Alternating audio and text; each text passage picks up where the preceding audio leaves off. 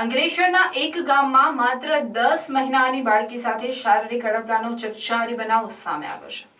પોલીસે આ મામલે નરાધમની ધરપકડ કરી કાયદેસરની કાર્યવાહી હાથ ધરી છે. અંકલેશ્વરના એક ગામમાં 10 મહિનાની બાળકી સાથે શારીરિક અડપલાનો ચકચારી કિસ્સો સામે આવ્યો છે. પાનોલી પોલીસ મથકની હદમાં આવેલ એક ગામમાં ઘરના આંગણામાં રમતી 10 મહિનાની બાળકી પાડોશીની હવસનો શિકાર બની હતી. બાળકીની પાડોશમાં જ રહેતો 30 વર્ષીય દીપક લાલબાબુ સિંઘ બાળકીને વેફર અપાવવાના બહાને લઈ ગયો હતો અને અંધારી જગ્યાએ લઈ જઈ શારીરિક અડપલા કરી બળાત્કારનો પ્રયાસ કર્યો હતો.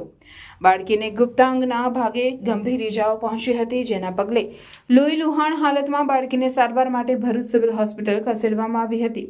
બનાવ અંગે પાનોલી પોલીસે પોક્સો સહિતની કલમો હેઠળ ગુનો નોંધી બળાત્કારી પાડોશીની ધરપકડ કરી કાયદેસરની કાર્યવાહી હાથ ધરી છે.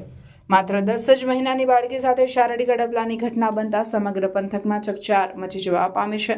ત્યારે આ મામલે પાનોલી પોલીસે વધુ તપાસ હાથ ધરી છે.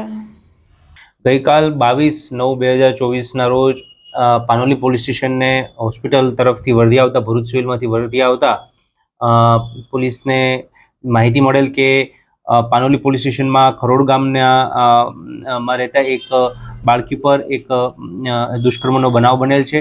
આ બનાવની વિગત એવી છે કે જે બાળકી રહે છે ત્યાં એની બાજુમાં જ પડોશમાં જ રહેતા આરોપી દીપક કુમાર લાલબાબુ સિંહ રહે ખરોડ વેલફેર હોસ્પિટલની સામે એના દ્વારા આ બાળકીને ચિપ્સ આપવાના બહાને તેની દાદીમા પાસેથી લઈ જવામાં આવેલ અને થોડા આગળ રોડ ક્રોસ કરીને લઈ જતા હતા. એ દરમિયાન બાળકીનો રડવાનો અવાજ આવતા દાદીમા દોડીને તેની પાસે પહોંચ્યા હતા અને એ દરમિયાન બાળકીને ગુપ્તાંગમાંથી લોહી નીકળતું હતું. તેથી તેને તેના પરિવાર છે એ હોસ્પિટલમાં સારવારથી લઈ ગયેલ.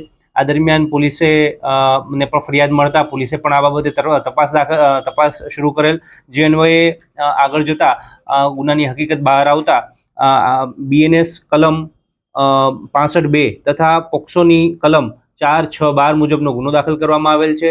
આ બાબતે અન્ય તપાસ અને FSLના જે પણ એવિડન્સીસ છે કલેક્ટ કરવાની પ્રોસિજર કરવામાં આવેલ છે. આરોપીની અટક કરી લેવામાં આવેલ છે. બાકીની આગળની પોલીસની તપાસ ચાલુ છે.